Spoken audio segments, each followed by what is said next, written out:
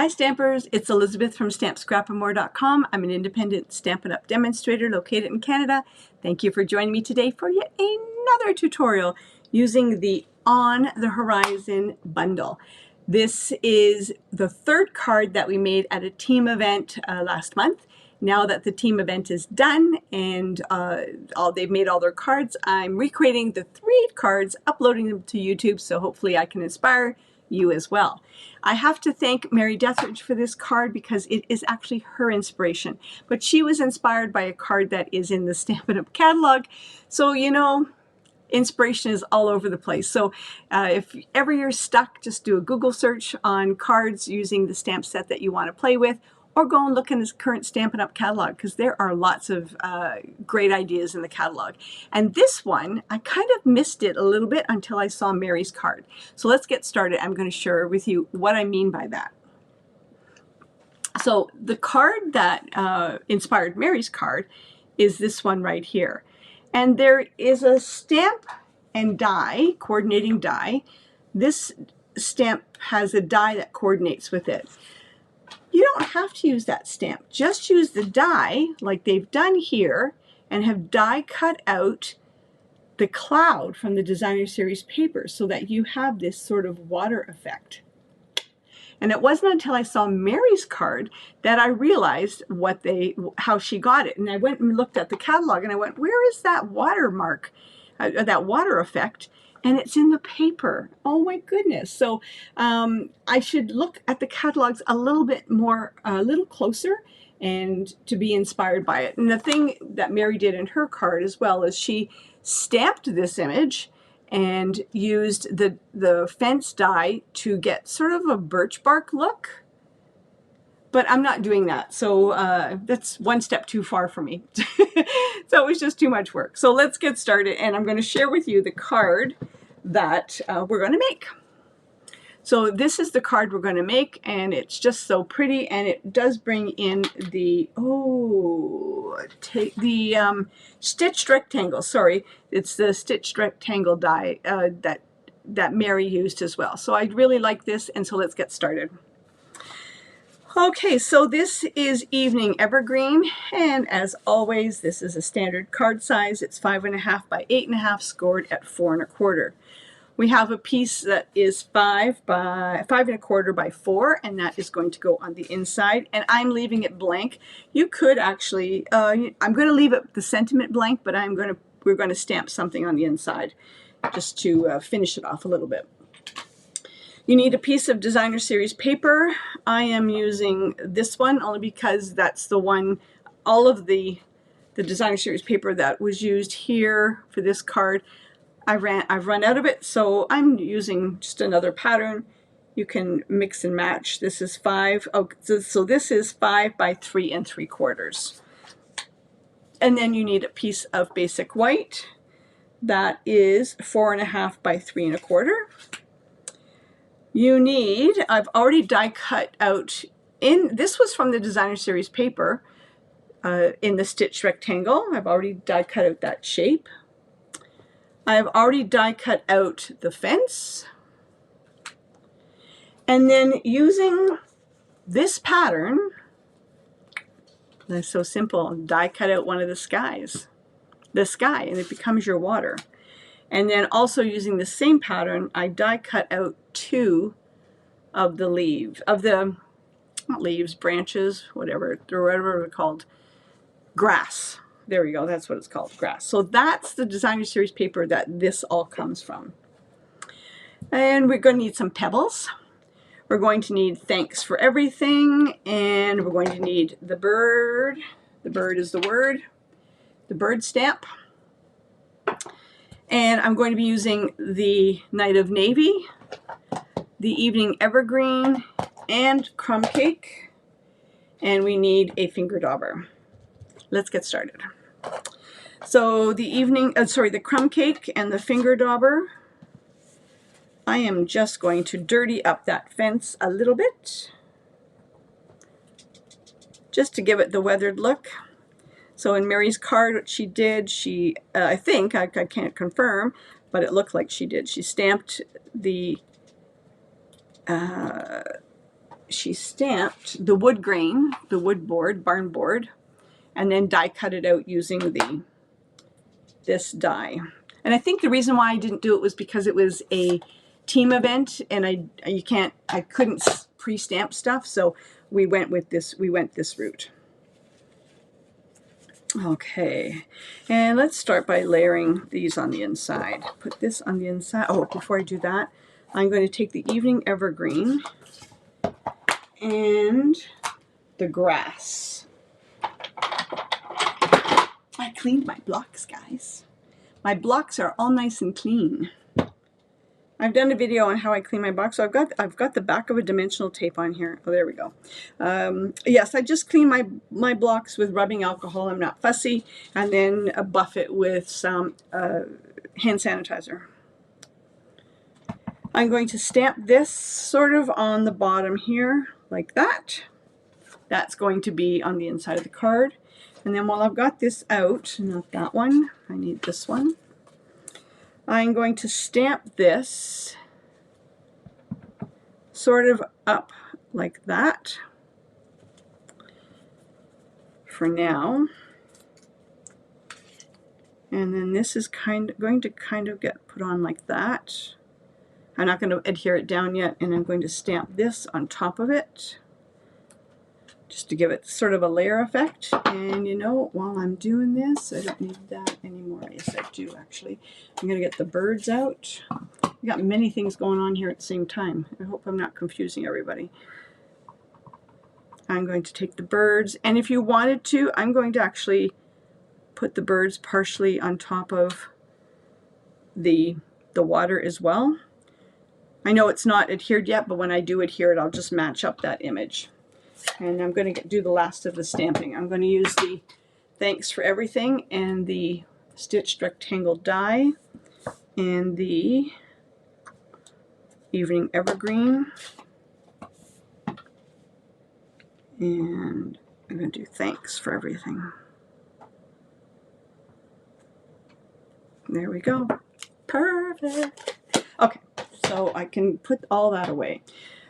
All right, so I'm going to adhere this to the inside of the card. And this will be this is the last of the 3 cards that we did at our team event last month, using the On the Horizon stamp set, dies, and the New Horizons Designer Series paper. Okay, so now we're going to lay the Designer Series paper. And okay, you know my brain, guys. I'm very much a box person, so this sort of stresses me a little bit. But I'm going to take this and I'm going to put it askew, and I'm going to sort of line up that corner with that corner like that, so that it kind of is cattywonky. I think that's the word, cattywonky. And if you don't want to line it up, if you want it flush on flush or matted correctly, you're more than welcome to do that. Because it's your design, your creation, right? There we go. All right, so now this layer, I'm actually going to build it first. It's going to get popped up on top of that layer, but let's build it first. So I'm going to put some liquid glue on the back of this. That's the thing about card making. I like, you can make the same card multiple times, but it'll never look identical. I used to do cross stitch and needlepoint and knitting or whatever, but I get bored quickly, and I found that I had more projects unfinished than I would get bored with the project, and then I would see something else and I would start it over again. That's why I love card making, because I can make multiples. Whenever I make one card, I make one identical to it, like try to. I cut one piece of cardstock makes 2 cards, right? So I usually make 2 at a time. And if I'm bored, I don't want to make it again, I just pick up another stamp set. So there's not as much boredom involved in card making as there are in other crafting venues or other crafting ideas. So that's why I gravitated towards card making, is I don't get bored, because you don't want to make cards, then next time you make a scrapbook layout, right? Or you make a 3D project, or you pick up another stamp set. It's always changing, always changing. Okay, so now I'm going to look at it. I'm going to take the gate, and I'm going to take some dimensionals, and I'm going to take strips, and I'm going to try and put at least a row of dimensionals here, a strip of dimensionals there, and one in the third. So at least three strips of dimensionals on the either end, and then one in the middle. I don't know if anyone else is like that when it comes to card making and why you gravitated towards it, but I love, don't get me wrong, I love cross stitch and needlepoint. Oh my God, even made porcelain dolls at one point. But first off, they took up way too much room, mind you. So does my stamping supplies take up a lot of room. But the dolls kind of went out of favor, but they weren't quick to do because you had to fire them, paint them, and they were great. And when I was making them, I enjoyed making them, but the boredom set in quick. But card making, no, because you can always switch it up. You can always find something different to do, and it will look totally different. Okay, so I've got my dimensionals on the back there. Just put them on three of the strips, on three of the vertical pieces. And I'm going to kind of put it on the edge like that. It just brings it to life, doesn't that? I just love it. Just brings it to life. And now what I'm going to do with these two pieces of grass, I'm going to put one up here, and I'm putting liquid adhesive, and I'm actually even going to put a liquid adhesive down at the end here. I am not going to pop this up. It's going to be sort of mounded in underneath the gate. I'm doing that for a couple of reasons, because we're going to be putting some of the pebbles there as well, but I think it just would be a pain to put dimensionals on that tip there. But make sure you hold it down so that it's going to adhere to the cardstock. So I'm going to show you what I mean by that. So I've put liquid adhesive on the back, and it's attached to the fence, and then I've dipped it down, and it also adds to the dimension as well. But you're going to say, oh, but that looks crappy under there. But we're going to put the next layer, guys. We're going to put the next layer like that, and it's going to get, I'm going to put it like that, and I'm going to angle it up so that it somewhat meets this edge as well. So let's put a little bit more of the liquid glue. Dot, dot, dot. Don't squeeze it. Just make sure you get a lot of adhesive on there. You could also use your sticky adhesive sheets. That's what I wanted to say. So I'm putting it I'm putting it on the fence here, but then I'm angling it up a little bit, and then it's going to meet the other strip of grass that I've already put down.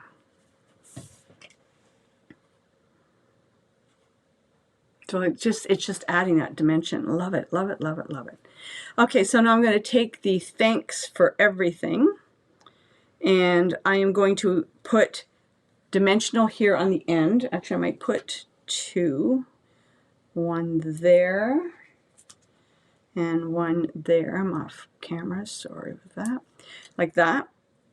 And then I am going to put some liquid adhesive underneath the thanks part so that it is going to adhere to the fence and to the grass that we've already laid down.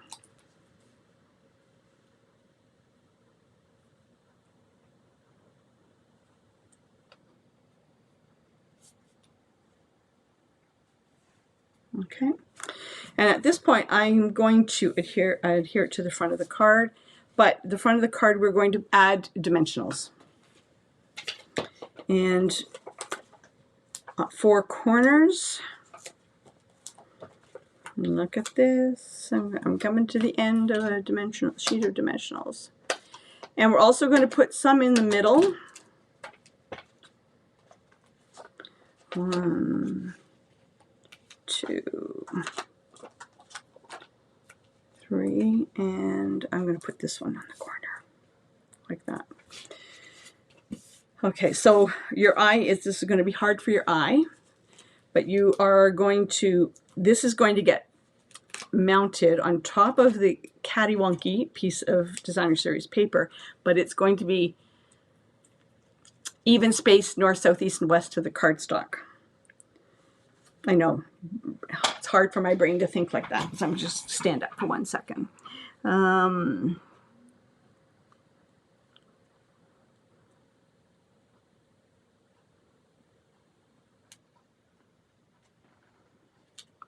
It's really hard. It's really misleading on your eyes when you were trying to, I don't know how well I did, but there we go. I just love this effect. It just, I don't know, it just looks like a garden path.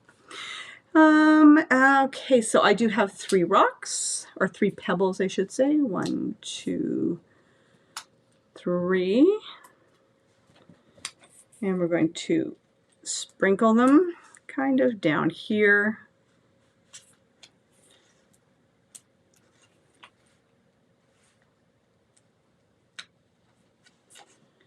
And then the last thing we're going to do is a bow. And if you know me, you know I'm going to make a Billy bow.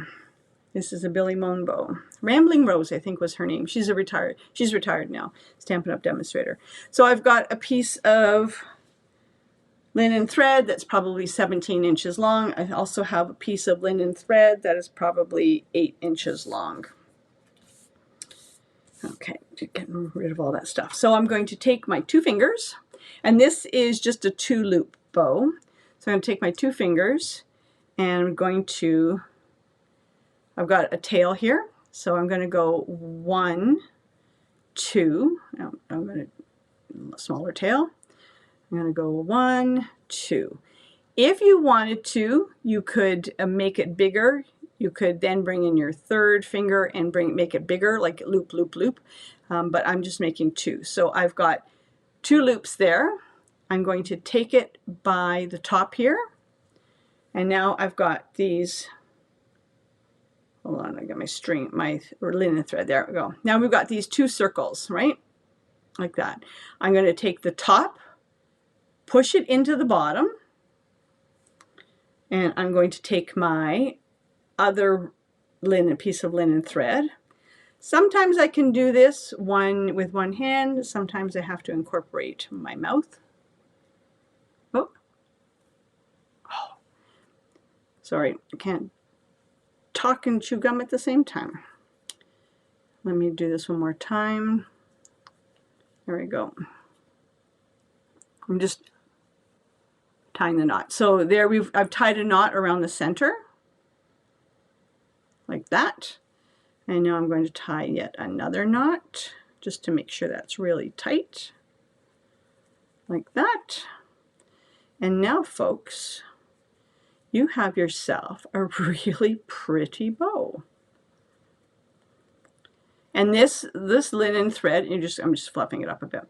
This linen thread is perfect because it's got sort of a natural curve to it. And there is your pretty little bow, like that. And I'm going to actually adhere it right like that with a glue dot. And Bob's your uncle, Myrtle's your aunt, and I'm done. So I think it's a really pretty card.